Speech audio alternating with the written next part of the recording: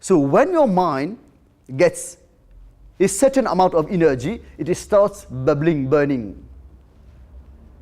And the more energy you collect, as you become more disciplined in your spiritual life, as you go deeper into meditation, as your energy starts going inside, because normally the greatest amount of our physical, mental and emotional energy that we produce outflows.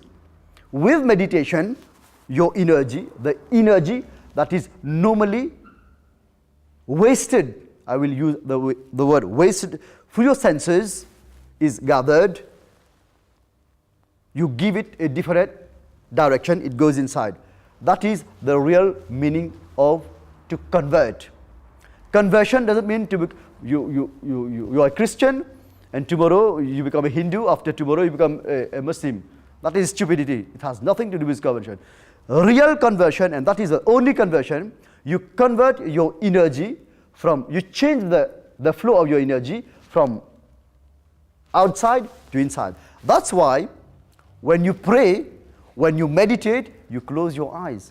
It has been said, and it is something scientific, that a great amount of your mental energy flows out through your eyes. That's why in contemporary society, a time when people spend a lot of time in front of the TV and PC, they get tired, exhausted very easily because they are there just like this, fixing. And when you fix something, you lose a great deal of energy. If you wish to have understanding, pure knowledge of yourself, of life, of God, if you really wish to become intelligent, then you need to have a stable, calm and expanded mind. Because Jesus said, you have ears, but you do not hear. You have eyes, but you do not see. To which I add, you have a mind, but you do not think. To think, you need to have a mind, and you don't have a mind. Because the mind that you have at present, it's not yours. You have the mind of your parents. You have the mind of your teachers. You have the mind of your politicians. You have the mind of your priests. All these people together have created what you are. That's why yesterday in my discourse, and the discourse was on that subject, humanity has an identity crisis because the individual is yet to be born. You are not yet an individual. So meditation means it is about the ultimate flowering of the heart and the mind. Now people say, how can we try to make the mind become still? And many people try to make their mind become still. They try to sit down and try to concentrate on something. That's not meditation. There's a whole science. First, you have to understand your mind. Where is it? How does it function? Why it is never stable? So that's the first step. And to understand your mind, you have to look at it very closely.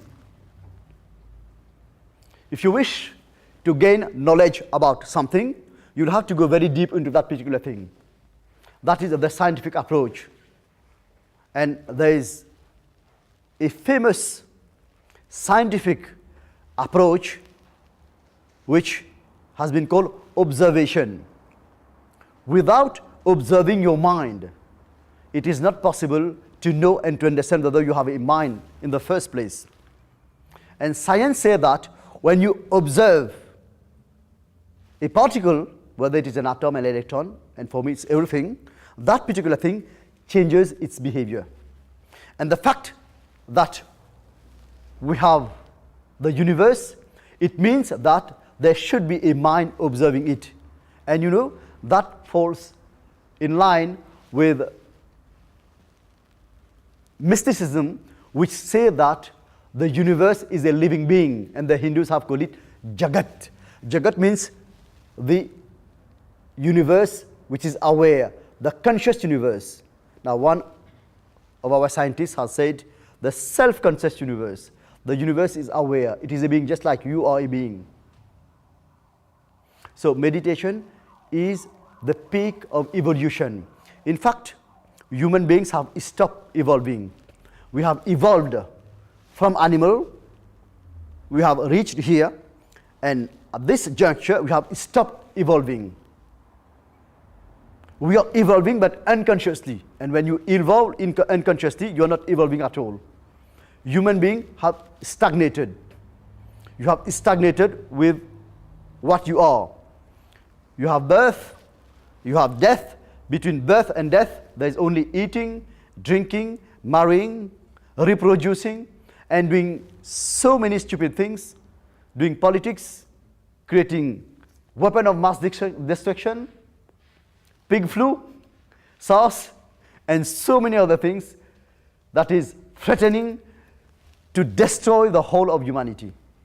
So I always say, only meditation can save the world.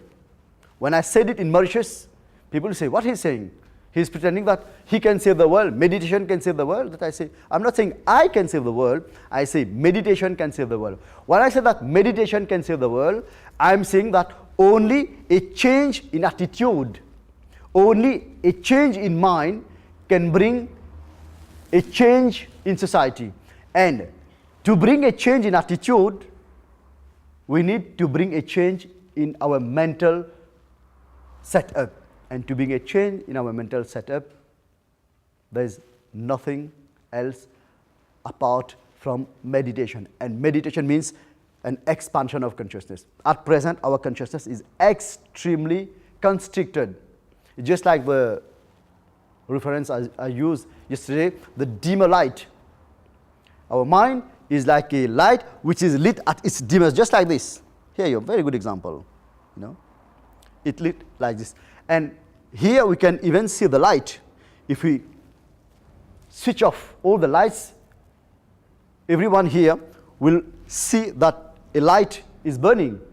But in our case, with so much light around, with so much knowledge, with so much progress, we still are very much unaware that we have a mind.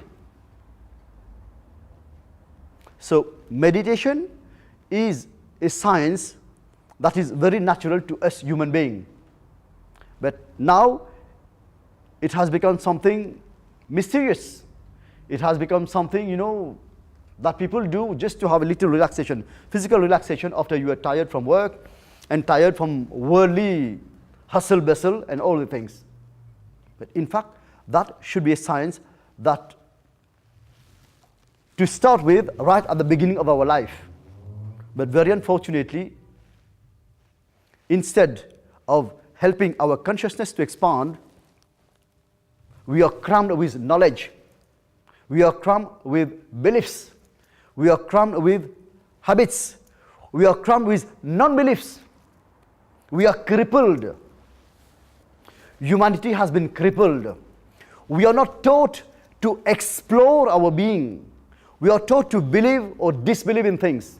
Yes, a few intelligent people, some Albert Einstein, some Stephen Hawking, some Richard Dawkins, but he's an atheist, no problem. They explore the external world.